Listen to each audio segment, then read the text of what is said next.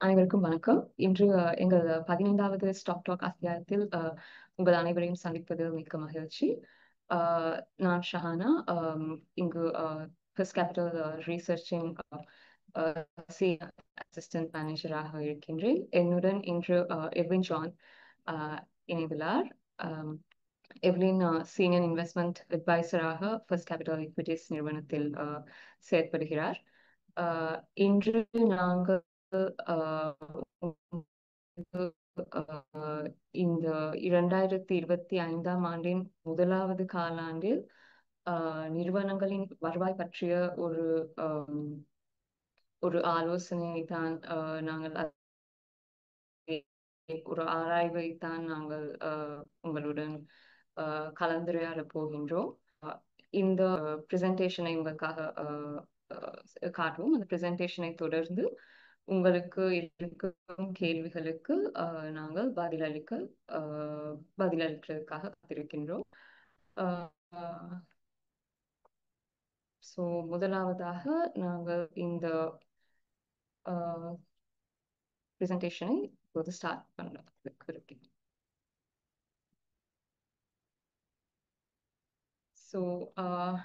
இதுதான் இன்று முதலாவது காலாண்டு, அதாவது 2025ஆம் ஆண்டின் முதலாவது காலாண்டில் நிறுவனங்களில் எவ்வாறான ஒரு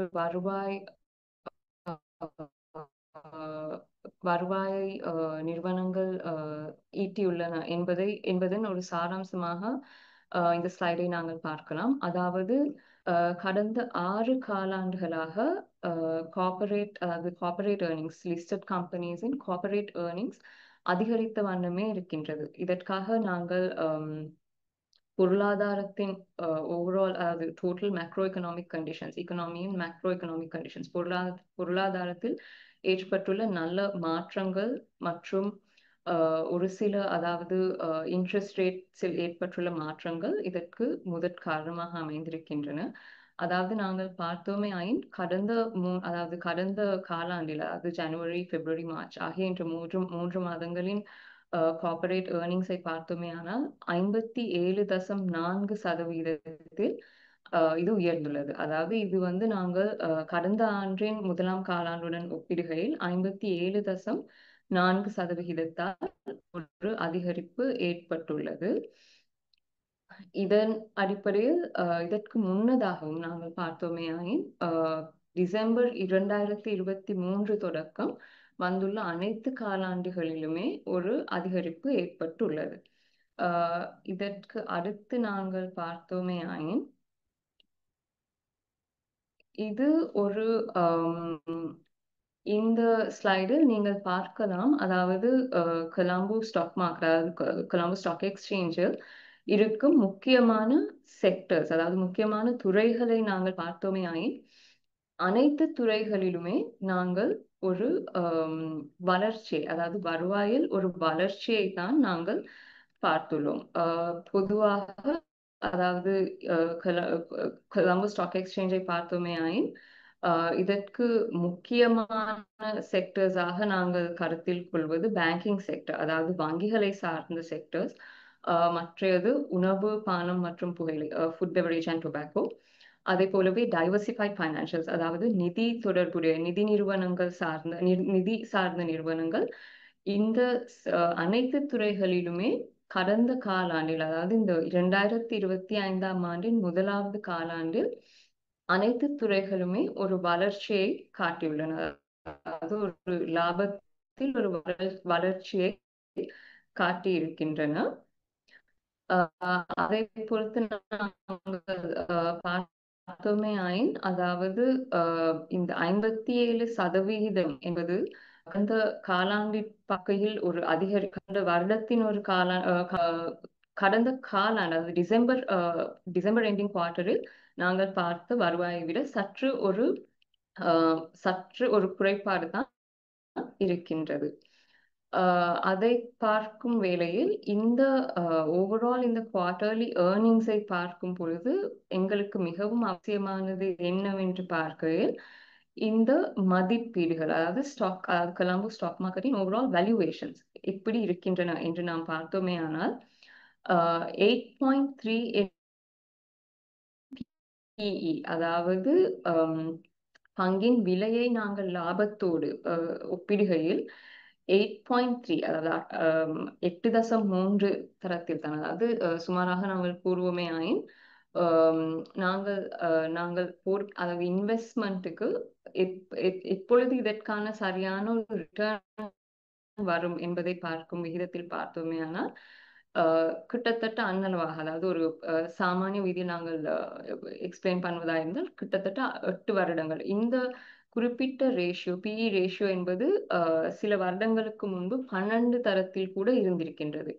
இது இப்பொழுது 8 அளவில் குறைந்துள்ளது. இதன் அர்த்தம் என்னவென்றால் நாங்கள் இன்வெஸ்ட் பண்ணும் இப்போ மேற்கொள்ளும் இன்வெஸ்ட்மெண்ட்டுக்கு எங்களுக்கு மிகவும் விரைவாகவே ஒரு ரிட்டர்ன் எடுக்கக்கூடியதாக இருக்கும் என்பதுதான் இதன் சாராம்சம். ஸோ ஆகையால் ஒரு சிறந்த வாய்ப்பு என்பதன் ஒரு சாராம்சம் தான் இங்கு நமக்கு புலப்படுகின்றது. அதை போலவே இது நாங்கள் குறிப்பிட்டு பார்க்க வேண்டிய ஒரு ஸ்லைடாக இருக்கின்றது. இதில் என்னவென்று கூறினால், நாங்கள் பொதுவாக அனைத்து துறைகளையுமே இதில் நாங்கள் பிரசன்ட் பண்ணியிருக்கிறோம். எந்தெந்த துறைகள் எவ்வளவான ஏர்னிங்ஸை ஈட்டி இருக்கின்றது என்பதை இந்த முதலாம் காலாண்டில். இதில் உங்களுக்கு தெளிவாக புலப்படுவது என்னவென்றால், நான் முன் கூறியதை போல பேங்க்ஸ், அதாவது வங்கிகள் சார்ந்த துறை, ஃபுட் பெவரேஜ் அண்ட் டொபாக்கோ, உணவு பானம் மற்றும் புகையிலை சார்ந்த துறை, டைவர்சிஃபைட் ஃபைனான்ஷியல் என்பது நிதியுடன் தொடர்புடைய நிறுவனங்கள், மற்றது கேபிட்டல் குட்ஸ், மூலதன பொருட்கள் உடன் சம்பந்தப்பட்ட துறைகள். இந்த துறைகள் தான் கொலம்போ ஸ்டாக் எக்ஸ்சேஞ்சில் முக்கியமான துறைகளாக இருக்கின்றன. இந்த அனைத்து துறைகளிலுமே ஒரு வளர்ச்சி, அதாவது வருவாயில் ஒரு வளர்ச்சி ஏற்பட்டுள்ளது. கடந்த இந்த காலாண்டில் ஒரு வளர்ச்சி ஏற்பட்டுள்ளது. இந்த காலாண்டில் ஏற்பட்டுள்ள லாபத்தின் அளவுகளை தான் நாங்கள் இங்கே குறிப்பிட்டுள்ளோம். இதன் மறுபக்கத்தை நாங்கள் பார்த்தோமே ஆயின் எந்தெந்த துறைகளில் நட்டம் ஏற்பட்டுள்ளது என்பதும் இதில் உங்களுக்கு தெளிவாக காட்டியிருக்கின்றோம். அதாவது குறிப்பிட்டு கூற வேண்டும் என்றால் கன்சியூமர் டியூரபிள்ஸ் அண்ட் அப்பேரல், அதாவது நீடித்த நிலைப்பாட்டு பொருட்கள் மற்றும் ஆடை துறை, அதாவது ஆடைகள் சம்பந்தமான துறையில் தான் இந்த அதீதமான நட்டம் ஏற்பட்டுள்ளது. இதற்கான விரிவான காரணிகளை நாங்கள் சிறிது நேரத்தில் பார்க்கலாம். இதற்கு அடுத்ததாக இன்னும் ஒரு ஸ்லைட், அதாவது நாங்கள் முதலில் பார்த்தோம் எந்தெந்த துறைகள் லாபத்தையோ நட்டத்தையோ ஈட்டி இருக்கின்றன என்பதன் ஒரு சாராம்சத்தை பார்த்தோம். இங்கு நாம் எந்தெந்த நிறுவனங்கள் அதிகமான, அதாவது நாங்கள் இதில் top 10 profit making and loss making கம்பெனிஸை நாங்கள் இங்க லிஸ்ட் பண்ணியிருக்கிறோம். இதுல வந்து நீங்க பார்த்தீங்கன்னு சொன்னீங்கன்னா பேங்க்ஸ், அதாவது commercial Bank, HNB, Sampath bank, இந்த முக்கியமான வங்கிகள் இந்த முதல் 10 இடங்களில் இடம் பிடித்திருக்கின்றன. அதை தவிர்த்து நாங்கள் கூறியதை போலவே டைவர்சிஃபைட் ஃபைனான்ஷியல்ஸ், அதாவது நிதி நிறுவனங்கள் இடம்பெற்றிருக்கின்றன. CTC, முக்கியமாக ஃபுட் பெவரேஜ் அண்ட் டொபாக்கோ, அதாவது உணவு பானம் மற்றும் புகையிலை சார்ந்த துறையில் CTC இடம்பெற்றிருக்கின்றது. இந்த நிறுவனங்கள் தான் இந்த முக்கியமாக இந்த காலாண்டிற்கான லாபத்தை ஈட்டுவதற்கு அதிகமான ஒரு உந்துதலாக அமைந்திருக்கின்ற நிறுவனங்களாக நாங்கள் கருதுகின்றோம். அதை போலவே அதிகமான நட்டத்தை ஈட்டிய நிறுவனங்களாக நாங்கள் இந்த 10 நிறுவனங்களை அடையாளம் கண்டிருக்கின்றோம். இதிலும் குறிப்பாக ஹெல ஆடை நிறுவனம், அதாவது ஹெல ஆடை நிறுவனம் அதிகமான ஒரு நட்டத்தை ஈட்டியிருந்தது. இதற்கான காரணங்களையும் நாங்கள் சிறிது நேரத்தில் பார்க்கலாம்.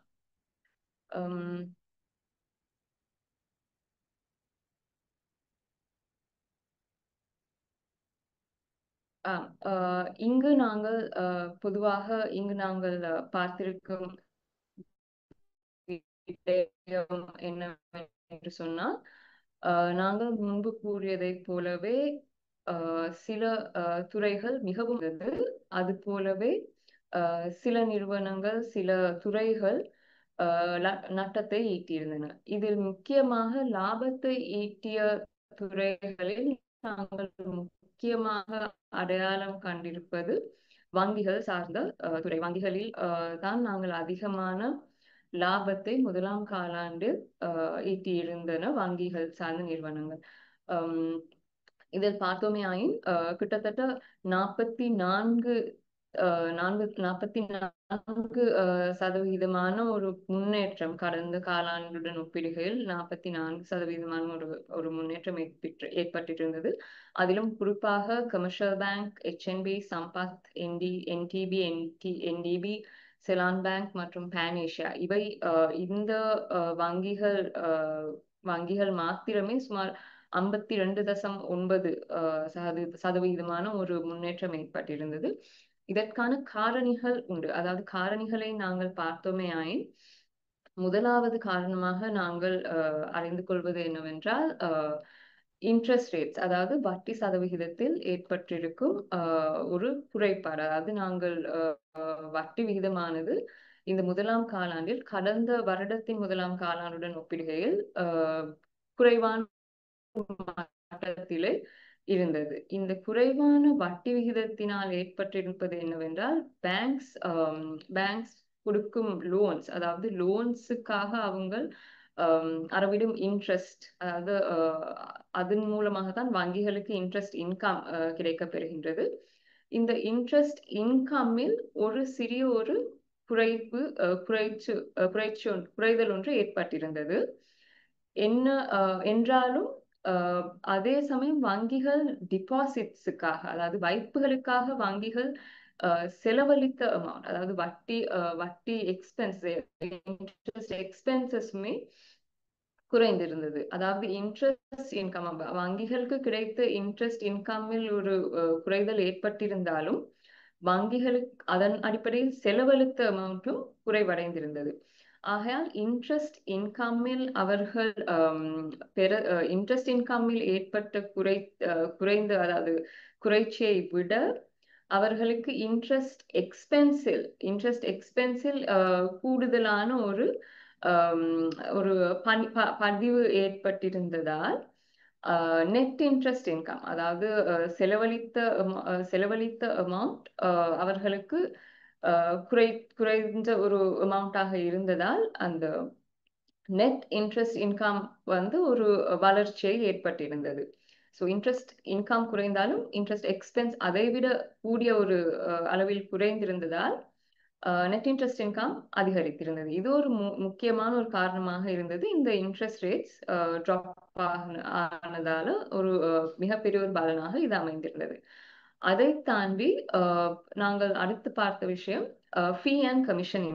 நான் முன்பு கூறியதை போலவே அதாவது பேங்கிங் செக்டரில் தான் நாங்கள் அதிகமான ஏர்னிங்ஸ், அதாவது வருவாயில் முன்னேற்றத்தை, அதாவது கடந்த ஆண்டுடன் ஒப்பிடுகையில் ஒரு வளர்ச்சியை பார்த்ததற்கான காரணிகள் தான் நான் குறிப்பிட்டிருந்தேன். ஃபுட் பெவரேஜ் அண்ட் டொபாக்கோ செக்டரை எடுத்தோமே ஆயின் 174.8 சதவீதமான ஒரு வளர்ச்சியை தான் நாங்கள் இந்த கடந்த காலாண்டில் பார்த்திருந்தோம். இதற்கான முக்கியமான காரணிகளாக அதாவது ஓவரால் ரெவென்யூ growth ஒரு முக்கியமான காரணமாக இருந்தது. இதை தவிர்த்து அதாவது மார்ஜின் எக்ஸ்பேன்ஷன் என்பது என்னவென்றால் நாங்கள் விற்பனைக்காக நாங்கள் விற்பனையுடன் ஒப்பிடுகையில் விற்பனைக்காக நாங்கள் செலவழிக்கும் பணமானது குறைவாகவே, அதாவது அந்த மார்ஜின் குறைவாக இருந்ததால் அதனால் பெறப்படும் மார்ஜின் எங்களுக்கு அதிகரித்திருந்தது. இந்த கடந்த காலாண்டை பார்த்தோமே அது ஒரு முக்கிய காரணமாக அமைந்திருந்தது. இன்னும் ஒரு முக்கிய காரணம் என்னவென்று பார்த்தோமே நான் முன்பு கூறியதை போலவே ஓவரால் மேக்ரோ எக்கனாமிக் கண்டிஷன்ஸில் ஏற்பட்டுள்ள மாற்றம், அதாவது கடந்த சில மாதங்களாகவோ கடந்த சில வருடத்தின் இறுதியில் இருந்தே நாங்கள் பார்த்தோம். அதாவது இந்த ஓவரால் எக்கனாமியில் நல்ல மாற்றங்கள் ஏற்பட்டிருந்தது.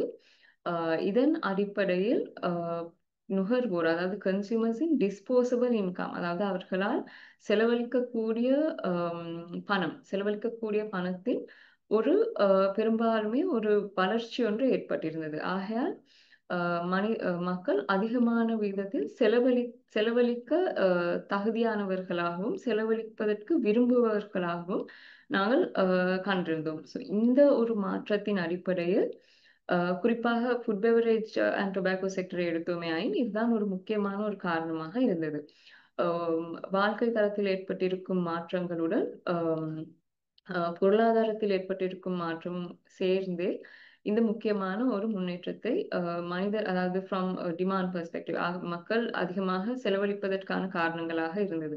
அதேபோல் நிறுவனத்தை பொறுத்தவரையில் இன்னும் ஒரு காரணமாக ரிடியூஸ்ட் ஃபைனான்ஸ் எக்ஸ்பென்சஸ் அதாவது நாங்கள் முன்பு கூறியதைப் போலவே வட்டி விகிதம் குறைந்து அமைந்திருந்ததினால் நிறுவனங்கள் வட்டியுடன் தொடர்புடைய அவர்கள் எடுத்திருந்த லோன்ஸ் அதற்காக அவர்கள் செலவழித்த இன்ட்ரெஸ்ட் எக்ஸ்பென்சஸ் குறைவடைந்திருந்தது.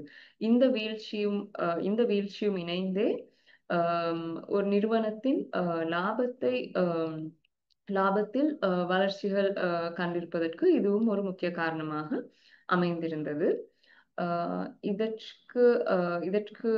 இதற்கு மேலாக அநேகமான நிறுவனங்களில் ஒரு ரா மெட்டீரியல் காஸ்ட்ஸுமே குறைந்த ஒரு விலையில் கிடைத்தமையும் இதற்கான ஒரு காரணமாக அமைந்திருந்தது. அடுத்ததாக நாங்கள் பார்த்தோமேயாயின் அதாவது நட்டத்தை இப்பொழுது நாங்கள் அதிகமான லாபத்தை ஈட்டிய துறைகளை பார்த்திருந்தோம்.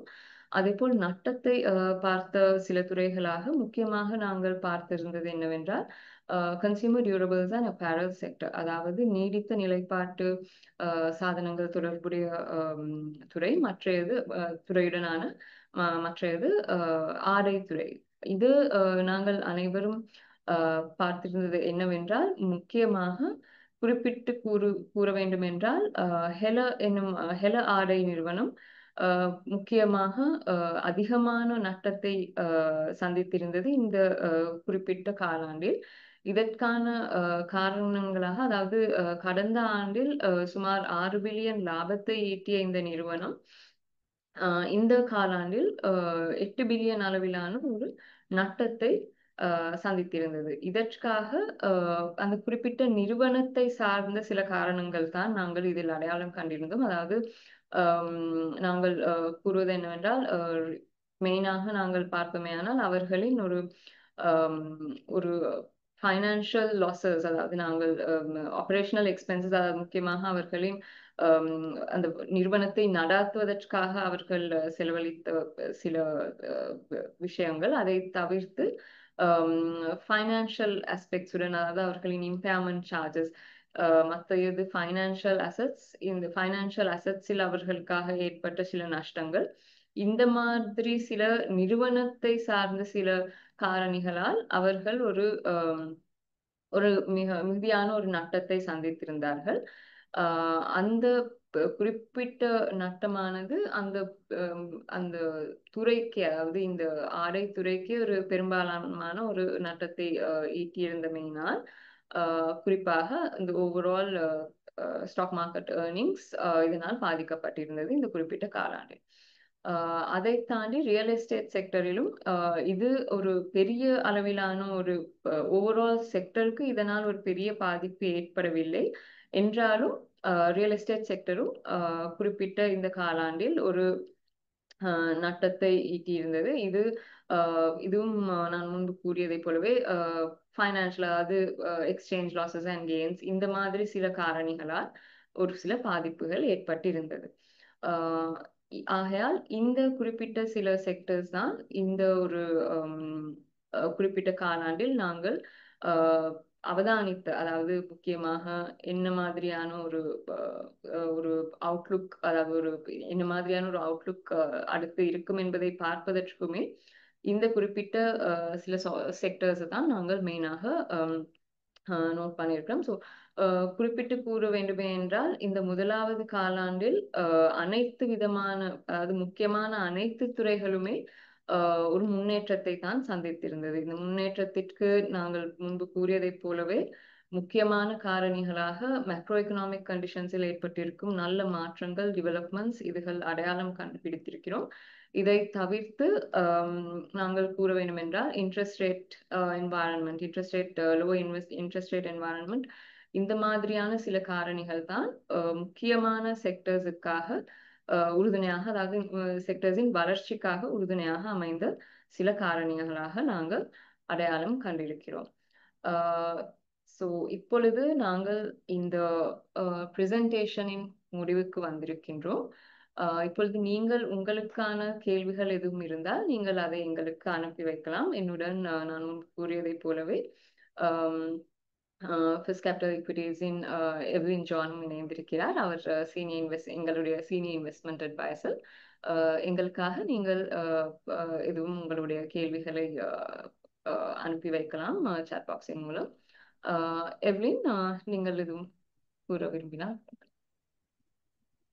நாங்கள் அந்த ஏதாவது கேள்விகள் இருந்தால் எங்களுக்கு கேள்விகளுக்கு செல்லலாம். எவ்லின்,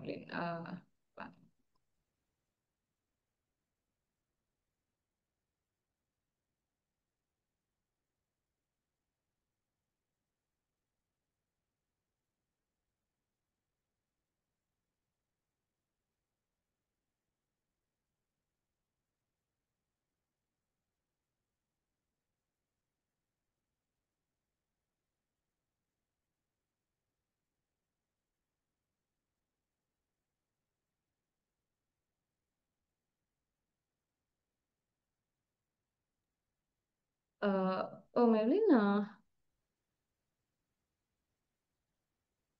அதாவது முதலாவது கேள்வியாக எங்களுக்கு இருக்கின்றது, அதாவது வங்கிகள் சார்ந்த ஒரு கேள்விதான். அதாவது வங்கிகள் எப்படியான ஒரு performance, banking sector earnings will increase, is it expected to increase என்ற அடிப்படையில் ஒரு கேள்வி அமைந்திருக்கின்றது. நீங்கள் அதற்கு பதிலளிக்க செய்துள்ளது. ஆகவே இதற்கான காரணங்கள் என்னவென்று நாங்கள் பார்த்தோமே ஆனால் ஷஹானா தன்னுடைய பிரசன்டேஷனில் உங்களுக்கு விளக்கியதை போல நெட் இன்ட்ரெஸ்ட் மார்ஜினில் ஏற்பட்ட ஒரு சில முன்னேற்றங்கள், அதாவது தாங்கள் கடன்களுக்கு பெரும் வட்டிக்கும் வாய்ப்புகளுக்கு அவர்கள் செலுத்தும் வட்டிக்கும் இடையில் உள்ள வித்தியாசம், அவற்றில் ஒரு சில அதிகரிப்பு ஏற்பட்ட காரணத்தினாலும் மற்றும் குறைந்த இம்பேர்மெண்ட் சார்ஜஸ் என்று நாங்கள் சொல்வோம், இம்பேர்மெண்ட் சார்ஜஸ்களில் ஏற்பட்ட குறைவுகளினாலும் ஒரு வருவாய் வளர்ச்சி ஏற்பட்டிருந்தது. வரவிருக்கும் காலாண்டுகளில் இந்த வளர்ச்சி தொடருமா என்பதை பற்றி நாங்கள் பார்த்தோமேயானால் நாங்கள் எதிர்பார்ப்பது என்னவென்றால் இந்த வளர்ச்சி தொடரக்கூடும். ஆகவே அதற்கான பல காரணங்கள் இருக்கின்றன. ஆகையால் நான் உங்களுக்கு அந்த காரணங்களை விளக்குவதாய் இருந்தால் நாங்கள் ஒரு வங்கித்துறையை எடுத்தோமே ஆனால் ஒரு வங்கியானது 2 முக்கியமான வழிகளில் தான் அவர்களுடைய வருமானத்தை ஈட்டுகிறார்கள். ஆகவே முதலாவது தான் அந்த நெட் இன்ட்ரெஸ்ட் மார்ஜின் என்று நாங்கள் கூறியது. ஆகவே முதலாவது அந்த நிகர வட்டி வருமானம் என்று நாங்கள் அதனை அழைப்போம், கடன் வழங்கும் நடவடிக்கைகள் இருந்து. ஆகவே வரும் காலாண்டுகளில் இதில் குறைவு ஏற்படுவதற்கான வாய்ப்புகள் உள்ளது. எங்களுடைய பிரசன்டேஷனிலும் நாங்கள் உங்களுக்கு விளக்கி இருந்தோம். காரணமாக அமைவதுதான் இப்பொழுது வட்டி விகிதமானது குறைவடைந்துள்ள காரணத்தினால் இந்த நெட் இன்ட்ரெஸ்ட் மார்ஜினில் குறைவுகள் ஏற்படுவதற்கான ஏற்படக்கூடும் என்று நாங்கள் எதிர்பார்க்கின்றோம். ஆகவே இரண்டாவதாக இந்த வங்கித்துறையில் எவ்வாறு வருமானங்கள் முன்னேறும் என்று நாங்கள் எதிர்பார்க்கிறோம் என்றால் அவர்களுடைய கட்டணம் மற்றும் கமிஷன் மூலம், நாங்கள் அதனை ஃபீஸ் அண்ட் கமிஷன் இன்கம் என்று அழைப்போம். இதன் மூலமாக, அதாவது அவர்களுடைய வெவ்வேறான சேவைகள் இருக்கின்றன, உதாரணத்திற்கு ட்ரேட் ஃபைனான்ஸ் சர்வீஸ் மற்றும் கடன் அட்டை, கிரெடிட் கார்டு சர்வீசஸ், அப்புறம் ரெமிட்டன்சஸ், இதன் மூலமாக வருமானம் அவர்களுக்கு அதிகரிக்கக்கூடிய வாய்ப்புகள் இருக்கின்றது. கடந்த சில ஆண்டுகளில் நாங்கள் பார்த்தோமே ஆனால் இறக்குமதி கட்டுப்பாடுகள், அதாவது இம்போர்ட் ரெஸ்ட்ரிக்ஷன்ஸ் இம்ப்ளிமெண்ட் பண்ணி இருந்ததனால் குறைந்த வர்த்தக நடவடிக்கைகளை தான் அவர்களால் மேற்கொள்ள முடிந்தது. ஆகவே தற்போது இந்த ரெஸ்ட்ரிக்ஷன்ஸில் இருந்து நாங்கள் விடுபட்டு இருப்பதன் காரணமாக இந்த ஃபீஸ் அண்ட் கமிஷன் இதன் மூலமாக பல முன்னேற்றங்களை அதன் மூலமாக நாங்கள் காணக்கூடியதாக அமையும். மற்றும் தற்போது லெட்டர் ஆஃப் கிரெடிட் நாங்கள் எல்சி என்று அழைப்போம், எல்சி மற்றும் பேங்க் கேரண்டீஸ், வேறு வர்த்தக நிதி கருவிகள், இவற்றின் மூலமாக இவை மீண்டும் தொடரும் என்று நாங்கள் எதிர்பார்க்கின்றோம். ஆகவே இவற்றின் மூலமாக வட்டி அல்லாத வருவாயில் புதிய வளர்ச்சிக்கான வாய்ப்பு வங்கிகளின் லாபத்தை மேலும் அதிகரிக்கும் என்று நாங்கள் எதிர்பார்க்கின்றோம். அது தவிர பெரும்பாலான வங்கிகளின் கடன் புத்தகங்கள் முன்னேற்றத்தை கண்டுள்ளது. இது கடன் தேவையில், அதாவது credit demand, private sector credit demand முன்னேறி இருக்கின்றதை நாங்கள் காணக்கூடியதாக இருக்கின்றோம். இது முதலீட்டாளர்களுக்கு இடையிலே ஒரு பிஸ்னஸ் கான்ஃபிடென்ஸை ஏற்படுத்தியுள்ளது. மற்றும் முதலில் அந்த எங்களுடைய பிரசன்டேஷனிலும் நாங்கள் விளக்கி இருந்தோம், கடன் வாங்குபவர்களின் திருப்பி செலுத்தக்கூடிய திறன், அதாவது நாங்கள் ரீபேமெண்ட் கெப்பாசிட்டி என்று அழைப்போம், அதுவும் அதிகரித்துள்ளதும் ஒரு காரணமாக அமைகிறது இந்த வங்கி அடுத்த காலாண்டில் அவர்களுடைய வருவாய் இன்னும் முன்னேறுவதற்கு. மற்றும் அவற்றை அனைத்தையும் விட கூடுதலாக எங்களுடைய பொருளாதாரத்தின் நிலைத்தன்மை, அதாவது நாங்கள் மேக்ரோ எக்கனாமிக் ஸ்டெபிலிட்டி என்று அழைப்போம், அது ஒரு காரணமாக இருக்கின்றது. மற்றும் பணவீக்கம் குறைதல், இன்ஃப்ளேஷன் குறைந்து கொண்டு வந்திருப்பதும் ஒரு காரணமாக இருக்கின்றது. ஆகவே இந்த நிலைமைகள் கடன் நடவடிக்கையை ஒட்டுமொத்த லாபத்தையும் ஆதரிக்கின்றது. சுருக்கமாக சொல்லுவதானால் இந்த ஃபீஸ் அண்ட் கமிஷன் இன்கம் மூலம் மற்றும் புதிய வர்த்தக நடவடிக்கைகள், பொருளாதார நிலைத்தன்மை, வலுவான பிரைவேட் செக்டர் கிரெடிட் growth ஆகியவை வங்கித்துறையின் வருவாயை இன்னும் தொடர்ச்சியாக கொண்டு செல்வதற்கு சாதகமாக அமைந்திருக்கின்றது. ஷஹானா, உங்களுக்கு ஏதாவது ஆட் பண்ண வேண்டுமானால் உங்களுக்கு. நன்றி எவ்லின். எவ்லின் கூறியதைப் போல எவ்லின் முக்கியமான அனைத்து காரணிகளையும் கூறியிருந்தார். முக்கியமாக அதாவது லோன் புக் growth, அதாவது நாங்களும் ஃபர்ஸ்ட் கேபிட்டல் மூலமாக பிரைவேட் செக்டர் கிரெடிட் growth-ஐ 12% அளவில் நாங்கள் எதிர்பார்க்கின்றோம். ஆகவே நிச்சயமாக எவ்லின் கூறியதைப் போலவே அந்த குறிப்பிட்ட காரணிகளின் அடிப்படையில் அடுத்த காலாண்டு மற்றும் வரும் நியர் டேர்ம், அதாவது நியர் டேர்மிலும் நாங்கள் எக்ஸ்பெக்ட் பண்ணுவது என்னவென்றால், நிச்சயமாக பேங்கிங் செக்டர், நாங்கள் பேங்கிங் செக்டரின் அடிப்படையில் பாசிட்டிவாக தான் இருக்கின்றோம். இன்னும் சில கேள்விகள் இருக்கின்றன. அடுத்து ஒரு கேள்வி இருக்கின்றது, which sectors will perform well in coming quarters? இந்த கேள்வியை பார்த்தோமேயாயின் நான் இந்த கேள்விக்கு பதில் அளிக்கின்றேன். இதை பார்த்தோமேயாயின் குறிப்பிட்டு கூறுகையில் முதலாவது எவ்லின் கூறியதைப் போலவே பேங்கிங் செக்டர் அதை நாங்கள் பார்க்கின்றோம் முக்கியமான ஒரு விடயமாக இருக்கின்றது. கொலம்போ ஸ்டாக் எக்ஸ்சேஞ்சை பார்க்கும் பொழுதே நாங்கள் அதன் அடிப்படையில் முக்கியத்துவத்தை கொடுக்கின்றோம். அதை கடந்து அடுத்து நாங்கள் பார்த்தோமேயானால் கன்சியூமர் செக்டர் ஸ்டாக்ஸ் சிலவற்றை நாங்கள் பார்க்கலாம். கன்சியூமர் செக்டர் ஸ்டாக்ஸை பார்க்கும் பொழுது முக்கியமாக நாங்கள் முன்பு கூறியதைப் போலவே பொருளாதாரத்தில் ஏற்பட்டிருக்கும் மாற்றம் மற்றும் அதன் அடிப்படையில் மக்களால் அவர்களுக்கு செலவுக்காக பயன்படுத்தக்கூடிய அமௌண்ட்ஸ், இதன் அடிப்படையில் ஏற்பட்டுள்ள மாற்றங்களின் அடிப்படையில் கன்சியூமர் செக்டர் ஸ்டாக்ஸ், இதன் மூலமாக நாங்கள் சிசிஎஸ் போன்ற நிறுவனங்களை நாங்கள் பரிந்துரைக்கலாம். ஸோ இந்த துறைகள் முக்கியத்துவத்தை பெறுகின்றன. அதை கடந்து நாங்கள் பார்ப்போமேயானால் கன்ஸ்ட்ரக்ஷன் செக்டரில் சார்ந்துள்ள சில நிறுவனங்களும் இருக்கின்றன. இந்த மாதிரி நிறுவனங்கள், இந்த மாதிரி துறைகள் ஓவரால் மேக்ரோ எக்கனாமிக் கண்டிஷன்ஸில் ஏற்படும் டெவலப்மெண்ட்ஸ், மாற்றங்களுக்கு அமைய வளர்ச்சியை கண்டு வளர்ச்சி காணக்கூடிய நிறுவனங்களாக அமைந்திருக்கின்றன. ஆகையால் இந்த துறைகளை பொறுத்தவரை ஓவரால் துறைகளை பார்க்கும் பொழுது நாங்கள் பாசிட்டிவாக இருக்கின்றோம் இந்த குறிப்பிட்ட துறைகளை பார்க்கும் பொழுது. அடுத்த கேள்வி எவ்லின், நீங்கள் இந்த பற்றி கூறலாம். அதாவது அண்மையில் நாங்கள் பார்த்த ஈரான் இஸ்ரேல் போர் சார்ந்த ஒரு கேள்வி. இது what would be the outlook based on the developments in Israel and Iran, and the ongoing developments. So thank you Shahana. நாங்கள் இந்த மத்திய கிழக்கு பதட்டங்களை குறித்து பார்த்தோமேயானால் அதில் இருக்கும் ஒரே ஒரு ஆபத்தான விடயம் என்னவென்றால் எரிசக்தி விலையின் ஏற்றத்தாழ்வுகள். ஆகவே இதன் மூலமாக உற்பத்தி துறைகள் மற்றும் ஒரு சில முக்கியமான துறைகளுக்கு பாதிப்பு ஏற்படக்கூடும். ஆகவே குறிப்பாக இந்த ஒருவேளை இந்த ஈரான் சம்பந்தப்பட்டவை தீவிரமடைந்தால் எண்ணெய் விலைகள் மீண்டும் உயரக்கூடிய சாத்தியங்கள் உள்ளன. ஆகவே இது உள்நாட்டில் எரிபொருள் மற்றும் மின்சார விலைகளை அடுத்தடுத்து மாற்றங்களுக்கு வழிவகுக்கும். இதனால் அனைத்து தொழில்களிலும் அதாவது அனைத்து துறைகளிலும் அவர்களுடைய செலவுகள், நாங்கள் இன்புட் காஸ்ட் என்று அழைப்போம், இவை அதிகரிக்கக்கூடிய சாத்தியங்கள் இருக்கின்றது.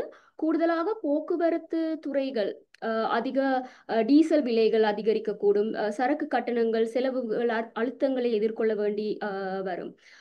இந்த கூடுதல் செலவுகளை நுகர்வோருக்கு கடத்த முடியாவிட்டால் லாபம் குறையக்கூடிய, அதாவது மார்ஜின் கன்ட்ராக்ஷன் ஏற்படக்கூடிய வாய்ப்புகள் இருக்கின்றன.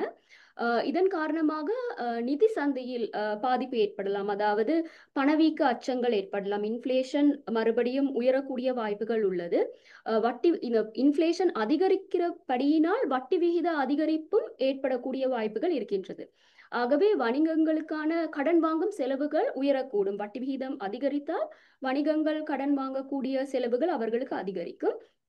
எரிசக்தி இறக்குமதி செய்கின்ற எங்களுடைய பில்கள் இலங்கையின் ரூபாயின் மதிப்பை குறைக்கக்கூடிய வாய்ப்புகளும் இருக்கின்றது. ஆகவே இந்த மூலப்பொருள் இறக்குமதிக்கான உள்ளீட்டு செலவுகளை உயர்த்துவதன் மூலம் நிலைமை கொஞ்சம் ரிஸ்க் அதிகரிக்கக்கூடிய வாய்ப்புகள் உள்ளது. ஆனால் முக்கியமான ஒரு விடயம் என்னவென்றால் தற்போது எண்ணெய் விலை கட்டுப்பாடில் தான் உள்ளது. ஆனாலும் ஒரு முக்கியமான விடயம், நாங்கள் இந்த எண்ணெய் விலைகள் எவ்வாறான நிலையில் இருக்கிறது என்பதை தொடர்ந்து கண்காணித்து கொண்டு வருவது. கண்காணித்து கொண்டு இருந்தால் அது எங்களுக்கு ஒரு சில அறிகுறிகளை காட்டும். நாங்கள் இந்த ஆயில் பிரைசஸ் மறுபடியும் கூட இருக்கிறதா குறைய இருக்கிறதா என்று சொல்லி. நன்றி எவ்லின். அடுத்ததாக ஓகே, அதே அணி இது முன்பிருந்த கேள்வியுடன் சற்று சார்ந்த கேள்வியாக இருக்கின்றது. அதே அணி global events affecting the Sri Lankan economy like Trump's tariffs. So இது எவ்லின் சற்று முன்னதாக கூறிய ஒரு விடயத்துடன் சற்று சார்ந்த விடயம். எவ்லின் போர் அதாவது இஸ்ரேல் ஈரான் போருக்கு போரினால் ஏற்படும் தாக்கங்களை விளக்கியிருந்தார். அது போலவே இன்னும் ஒரு எக்ஸ்டர்னல் டெவலப்மெண்ட் தான் இந்த ட்ரம்ப் டேரிஃப்ஸ் ஆகவும் இருந்தது. இதை நாங்கள் பார்த்தோமே ஆயின் முக்கியமாக இலங்கைக்கு அதாவது ஜூலை 9 தான் நாங்கள் டேரிஃப்ஸின் ரிசல்ட் எங்களுக்கு தெரிய வரும். இதன் அடிப்படையில் முக்கியமாக இலங்கையை பொறுத்தவரையில் யுஎஸ்க்காக நாங்கள் முக்கியமாக நாங்கள் ஏற்றுமதி செய்யும் பொருளாக பேரல்ஸ் தான் இருக்கின்றன. இதன் பாதிப்புகள் என்னவென்று நாங்கள் பார்த்தோமே ஆயின் முக்கியமான நிறுவனங்கள் இலங்கையில் லிஸ்டட் நிறுவனங்களை பார்த்தோமே ஆனால் டிஜேஎல், என்ஜிடி போன்ற நிறுவனங்கள் இருக்கின்றன. இதை சார்ந்த ஒரு அவுட்லுக் என்னவென்று பார்த்தால் டிஜேஎல் நிறுவனத்தை பொறுத்தவரையில் அவர்களால் மோஸ்ட் ஆஃப் த அவர்களின் ப்ரொடக்ஷன் வந்து அவர்களுக்கு வேறு நாடுகளுக்கு மாற்றக்கூடியதாக அமைந்திருக்கின்றன. அதாவது இந்தியா போன்ற நாடுகளுக்கு அவர்களால் மாற்றி அவர்கள் அதன் மூலமாக அவர்களது ஆபரேஷன்ஸை நடத்தக்கூடிய ஒரு நிலைமை இருக்கின்றது. அதே போல் எம்ஜிடியை எடுத்தால் சற்று ஒரு நெகட்டிவ் ஃபேக்டர் என்னவென்று சொன்னால் அவர்களின் ஆபரேஷன்ஸ் மெயின்லி இலங்கையை சார்ந்து இருக்கின்றன. ஸோ இதனால் அவர்களுக்கு ஒரு சிறிய பாதிப்பு ஏற்படக்கூடிய வாய்ப்பு இருக்கின்றது. என்றாலும் ஓவரால் பார்த்தோமே ஆயின் இந்த டரிஃபின் தாக்கம் எந்த அளவுக்கு ஏற்படும் என்பது எங்களுக்கு இன்னும் அதை பற்றிய முழுமையான, அதாவது நாங்கள் பார்த்தோமே ஆயின் அநேகமான நாடுகளில் டரிஃப்ஸ் வந்து சற்று குறைக்கப்பட்டிருக்கின்றன. ஆகையால் இலங்கையை பொறுத்தவரையிலும் அந்த முழுமையான 44% டரிஃப் இம்ப்ளிமெண்ட் செய்யப்படும் என்பது சற்று ஐயப்பாட்டிற்குரிய விடயமாகவே இருக்கின்றது. அதை விட தாழ்ந்த ஒரு ரேட் தான் இருக்கும் என்று நாங்கள் எதிர்பார்க்கின்றோம். என்றாலும் அதன் தாக்கமுமே நாங்கள் முழுமையாக பார்க்க வேண்டும் என்றால்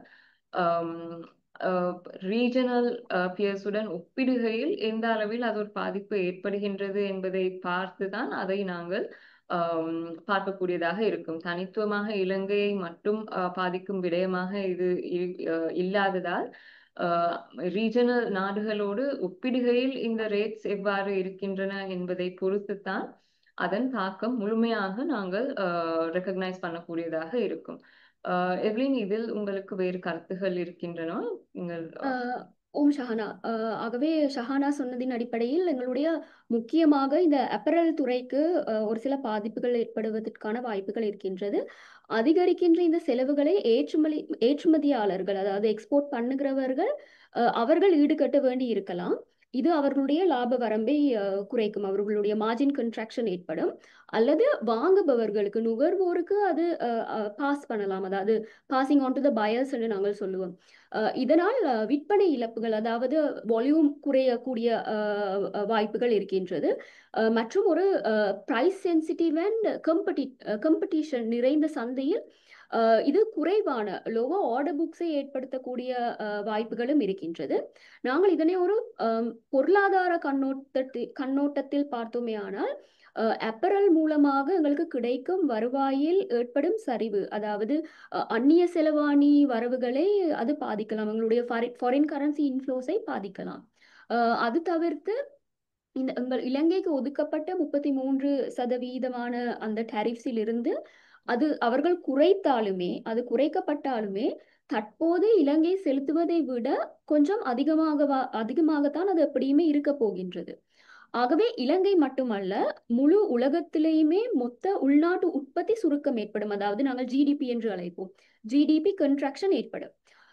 ஒரு உதாரணத்திற்கு நாங்கள் எடுத்தோமே ஆனால், அதாவது ட்ரம்ப் அவருடைய அந்த டேரிஃப்ஸினை அவர் இம்ப்ளிமெண்ட் பண்ணும் பொழுது ஒருவேளை ஆசிய நாடுகளுக்கு 30%, மேற்கத்திய நாடுகளுக்கு 25% போன்ற ஒரு சீரான அல்லது ஒரே சீரான வரி விகிதங்கள் இருந்திருந்தால் அது ப்ரொபோர்ஷனேட்டாக சீராக இருப்பதால் அது பரவாயில்லை, எங்களுக்கு பாதிப்புகளை விரைவாக தெரிந்து கொள்ளலாம்.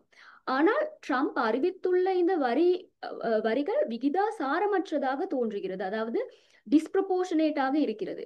இது உலகளவில் விகிதாசாரமற்ற வளர்ச்சியை குறிக்கின்றது. இது ஆரோக்கியமானதொன்று அல்ல. இதனை தணிக்க நிறுவனங்கள், இந்த அப்பரல் செக்டரில் இருக்கும் நிறுவனங்கள் ஆட்டோமேஷன்ஸை கையாளலாம், அல்லது ஐரோப்பிய ஒன்றியம், மத்திய கிழக்கு மற்றும் ஆசியா போன்ற பிற சந்தைகளுக்கு அவர்கள் டைவர்சிஃபை பண்ணுவதில் கவனம் செலுத்தக்கூடியதா இருக்கும். மற்றும் இன்று ஒரு செய்தி வெளியாகி இருந்தது, ட்ரம்ப் இன் வரியின் நிச்சயமற்ற தன்மைக்கு 2025 மே மாதத்தில் அமெரிக்காவிற்கு இலங்கையின் அப்பரல் எக்ஸ்போர்ட் ஆனது 7.59% குறைந்துள்ளது. இருந்தாலும் பிற சந்தைகளுக்காக அவர்கள் ஏற்றுமதி கிட்டத்தட்ட அதே வருவாயை பேணிக்கொள்ளும் அளவுக்கு அவர்களால் ஏற்றுமதிகளை செய்து கொள்ள முடிந்தது. மற்றும் ஐக்கிய ராஜ்யம், யுனைடெட் கிங்டம், யூகே அவர்களுக்கு ஏற்றுமதியும் 6.1% போல் சரிவடைந்துள்ளது. ஆனால் யூரோப்பியன் யூனியன், EU என்கின்ற அந்த ஐரோப்பிய ஒன்றியத்திற்கு ஏற்றுமதி 5.1% அதிகரித்துள்ளது. ஆகவே இதே நேரத்தில் பிற சந்தைகளிலுமே எங்களுடைய அப்பரல் எக்ஸ்போர்ட் சதவீதம் அதிகரித்துள்ளது. கடந்த ஆண்டோடு நாங்கள் ஒப்பிட்டு பார்த்தோமே ஆனால் ஒரு 0.63% மட்டுமே குறைவு ஏற்பட்டுள்ளது. காரணம், நாங்கள் வேறு மார்க்கெட்களுக்கு டைவர்சிஃபை பண்ண இந்த குறிப்பிட்ட காலகட்டத்தில் முயன்றிருக்கின்றோம். ஆகவே இவ்வாறு நாங்கள் ஒரு சில ஸ்ட்ராட்டஜிஸை கையாண்டு கொண்டு வந்தோமே ஆனால் ட்ரம்பின் அந்த டேரிஃப்ஸ்களில் இருந்து எங்களுக்கு பாதிப்புகளை ஓரளவு குறைத்துக் கொள்ள முடியும். நன்றி. அடுத்ததாக ஒரு கேள்வி இருக்கிறது, அதாவது மத்திய வங்கியின் பாலிசி ரேட் பற்றிய ஒரு கேள்வி. இந்த கேள்வி என்னவென்றால், அதாவது பாலிசி ரேட்டில் என்ன விதமான ஒரு இன்க்ரீஸ் இருக்குமா என்பதை பற்றிய ஒரு கேள்வி.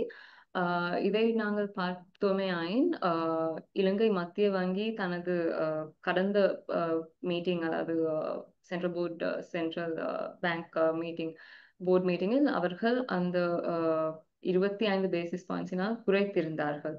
இதற்கான காரணமாக அவர்கள் தெரிவித்திருந்தது என்னவென்றால், பொருளாதாரத்தை அதாவது அவர்கள் எதிர்பார்த்த இன்ஃப்ளேஷன் ரேட் ஏனென்றால் இன்னும் நாங்கள் சில பார்த்திருந்தோமே எதிர்பார்த்த இன்ஃப்ளேஷன் ரேட்டிற்கு இன்னுமே எங்களுடைய நாடு நகர்ந்திருக்கவில்லை. அதாவது கடந்த மீட்டிங்கின் பொழுது அந்த இன்ஃப்ளேஷன் ரேட் சற்று குறைவாகவே இருந்திருந்தது. எதிர்பார்த்ததை விட குறைவாக அமைந்திருந்தது. இதன் அடிப்படையில் தான் அதாவது மக்களின் அதாவது செலவழிக்கும் விருப்பத்தை தூண்டி விதத்திலும் அதாவது ஓவரால் எக்கனாமியை பூஸ்ட் பண்ணுவதற்காகத்தான் இந்த ரேட்ஸ் குறைக்கப்படுகின்றன.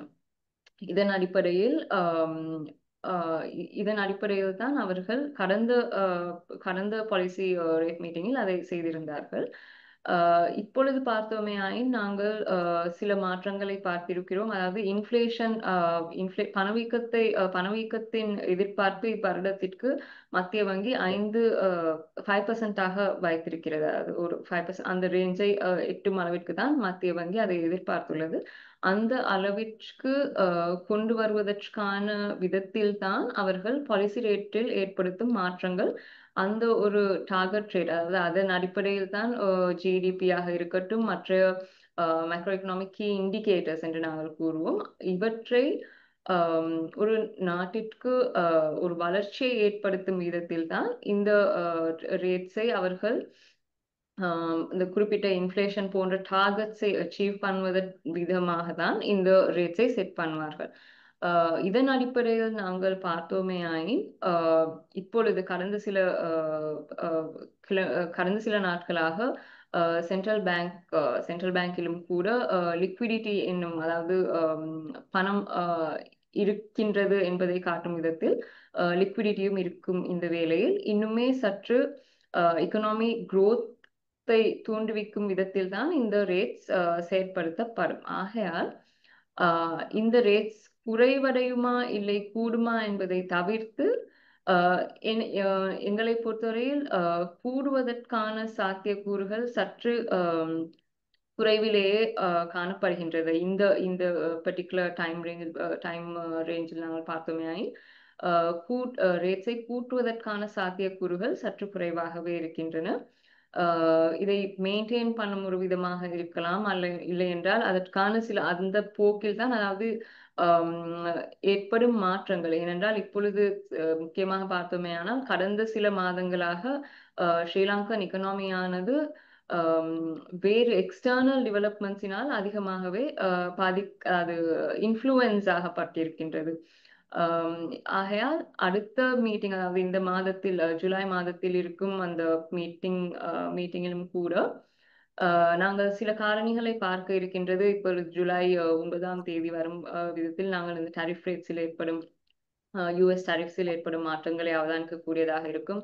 அதே போல அண்மையில் 15% எலக்ட்ரிசிட்டி ரேட்ஸ் கூட்டப்பட்டிருந்தன. இந்த மாதிரி சில காரணிகளையும் மனதில் வைத்துக் கொண்டு தான் நாங்கள் இந்த ரேட்ஸ் சென்ட்ரல் பேங்க் மீட்டிங்கில் என்ன மாதிரியான ஒரு மாற்றம் ஏற்படும் என்பதை நாங்கள் அவதானிக்க இருக்கின்றது. ஆயினும் இந்த குறிப்பிட்ட நேரத்தில் பார்த்தோமே ஆனால் அதில் ஒரு அதை கூட்டுவதற்கான சாத்தியக்கூறுகள் சற்று குறைவாகத்தான் இருக்கின்றன.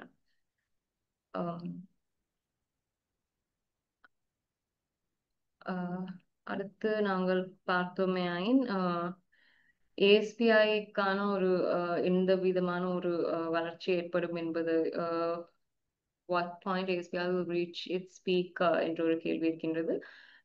இன்று நாங்கள் பார்த்தோம் கொலம்போ ஸ்டாக் மார்க்கெட் அதாவது முதல் தடவையாக ஒரு ரெக்கார்ட் ஹை ரீச் பண்ணியிருந்தது, 18,000 டச் பண்ணியிருந்தது. ஸோ இந்த அடிப்படையில் பார்த்தோமேனால் நாங்கள் முதலில் எங்களுடைய நிறுவனத்தால் நாங்களும் முதலாவது ஃபோக்கஸ் பண்ணி இருந்தது ஒரு 18,000 ரேஞ்ச் வந்து ஒரு பீக்கா அமையும் என்றதை தான் நாங்கள் எதிர்பார்க்கிறோம். ஆனால் இப்பொழுது நடந்து வரும் சில நல்ல மாற்றங்கள், சில கம்பெனிஸ் காட்டியிருக்கும் ப்ராஃபிட்டபிலிட்டி, இந்த மாதிரி ஏர்னிங்ஸை பார்க்கும் பொழுது இன்னுமே இந்த கொலம்போ ஸ்டாக் மார்க்கெட் இன்னுமே சற்று வளர்ச்சி அடைவதற்கான ஒரு ஒரு ஒரு ஒரு ஸ்பேஸ் இருப்பதாக நாங்கள் அடையாளம் காண்கின்றோம். கிட்டத்தட்ட நாங்கள் எதிர்பார்க்கும் ஒரு ரேஞ்சில் 18,000 to 19,000 போன்ற ஒரு அளவீடு நாங்கள் பார்க்கக்கூடியதாக இருக்கின்றது. இதுவுமே நாங்கள் முன்பு கூறியதை போல் இந்த குறிப்பிட்ட தருவாயில் நாங்கள் பார்க்க வேண்டுமே என்றால் நிறைய எக்ஸ்டர்னல் டெவலப்மெண்ட்ஸும் நடந்து கொண்டிருக்கையில் அதையும் நாங்கள் கட்டாயம் கருத்தில் கொள்ள வேண்டியதாக இருக்கின்றது. இந்த மாதிரியான ஒரு ரேஞ்சை தான் நாங்கள் பார்க்கின்றோம். அதன் 18,000 19,000 வரும் விதத்தில் பொதுவாக இன்வெஸ்டர் சென்டிமெண்ட் மாற்றமடையக்கூடிய காரணங்கள் அமையலாம். ப்ராஃபிட் டேக்கிங் சில காரணிகளை நாங்கள் பார்க்கக்கூடியதாக அமையும். என்றாலும் இந்த மாதிரியான ஒரு ரேஞ்சை தான் நாங்கள் பார்க்கின்றோம். எவ்லின், உங்களுக்காக ஒரு கேள்வி இருக்கிறது. தற்போது தற்போது நமது சந்தை உணர்வுகளின் அடிப்படையில் பியூர் சென்டிமெண்ட் மட்டுமே நகர்கிறதா அல்லது மதிப்பீடுகளின் வேல்யூவேஷன்ஸ் அடிப்படையில் நகர்கிறதா? தேங்க்யூ ஷஹானா. இப்பொழுது எங்களுடைய பங்கு சந்தையானது ஒரு வலுவான ஏற்றத்தை கண்டிருந்தாலும் நான் நினைக்கிறேன் உணர்வுகளை விட நிறுவனங்களின் அடிப்படை மதிப்பீடுகளால், அதாவது வேல்யூவேஷன்ஸின் பேஸ் பண்ணி தான் இந்த உயர்வை நாங்கள் காணக்கூடியதாக இருக்கின்றது. இதுக்கு பல காரணங்கள் இருக்கின்றன. முதலாவதாக இலங்கையில் ஒரு சில பொருளாதார குறிகாட்டிகள், அதாவது நாங்கள் மேக்ரோ எக்கனாமிக் இண்டிகேட்டர்ஸ் என்று அழைப்போம், தொடர்ந்து முன்னேற்றத்தை எங்களுக்கு காட்டிக்கொண்டு வருகின்றது. பணவீக்கம் குறைவடைந்துள்ளது, இன்ஃப்ளேஷன் குறைந்துள்ளது மற்றும் வட்டி விகிதங்கள் குறைவடைந்துள்ளது, ரூபாய் ஸ்திரமடைந்துள்ளது மற்றும் எங்களுடைய வெளிநாட்டு கையிருப்புகள் ஃபாரின் ரிசர்வ்ஸ் ஆனது வலுவடைந்துள்ளது.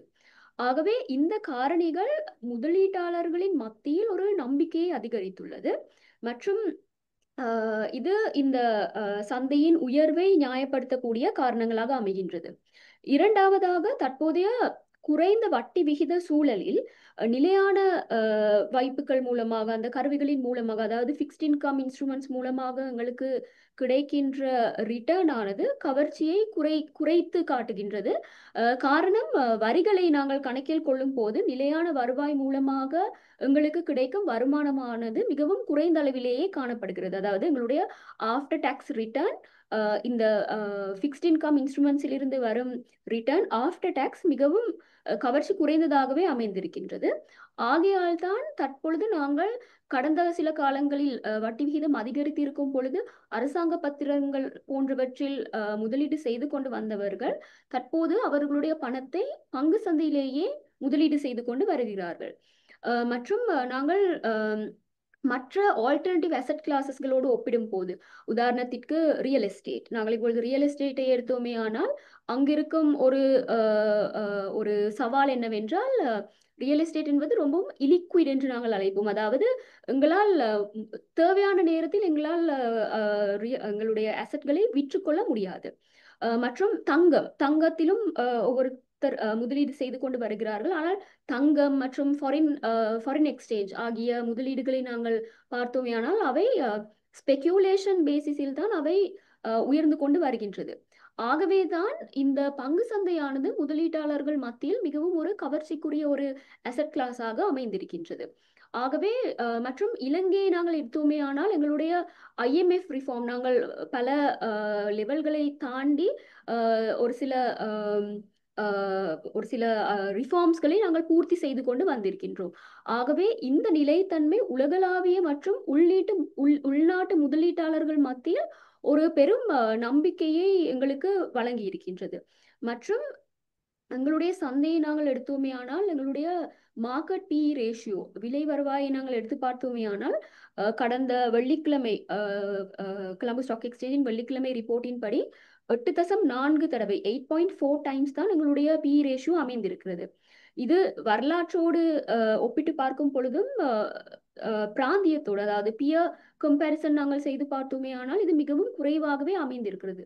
ஆகவே நாங்கள் முதலில் கலந்தாலோசித்ததின்படி எங்களுடைய பொருளாதார பாதை நிலையானதாக இருந்தால் இந்த PE ரேஷியோ ஆனது 10 தொடக்கம் 12 தடவை 10 to 12 டைம்ஸுக்கு இந்த PE ரேஷியோ ஆனது ரீரேட் ஆகுவதற்கான சாத்தியங்கள் அமைதி இருக்கிறது. அதாவது மறுமதிப்பீடு என்று நாங்கள் அழைப்போம். இவ்வாறான ஒரு ரீரேட்டிங் நடக்கக்கூடிய சாத்தியங்கள் அமைந்திருக்கின்றது. கூடுதலாக குறைந்து வரும் இந்த வட்டி விகிதங்கள் நிறுவனங்களுக்கு நிதி செலவுகளை குறைப்பதன் மூலம், அதாவது இந்த இன்னும் வரவிருக்கும் காலாண்டுகளில் நாங்கள் பார்த்தோம் மே மாதம் தான் வட்டி விகிதங்கள் குறைவடைந்தது மீண்டும் சென்ட்ரல் பேங்கால். ஆகவே அந்த பலனை நாங்கள் அடுத்து வரும் கம்பெனி ரிசல்ட்ஸ் அவர்களுடைய வருவாயில் தான் நாங்கள் பார்த்து கொள்ளலாம். அவர்களுடைய நிதி செலவுகள், அதாவது நாங்கள் ஃபைனான்ஸ் காஸ்ட் என்று அழைப்போம், அந்த ஃபைனான்ஸ் காஸ்ட்கள் இன்னும் குறைவடைந்து அது அவர்களுடைய வருவாயை, ப்ராஃபிட் ஆஃப்டர் டாக்ஸை அதிகரித்து காட்டக்கூடும். ஆகவே இவ்வாறான காரணங்களினால் நாங்கள் எதிர்பார்க்கிறோம் எங்களுடைய தற்போது சந்தையானது சென்டிமெண்ட் மற்றும் இல்லாமல், சென்டிமெண்ட்டை தாண்டி ஃபண்டமெண்டல் அடிப்படையில் தான் எங்களுடைய சந்தை தற்பொழுது முன்னேறி கொண்டு வருகின்றது.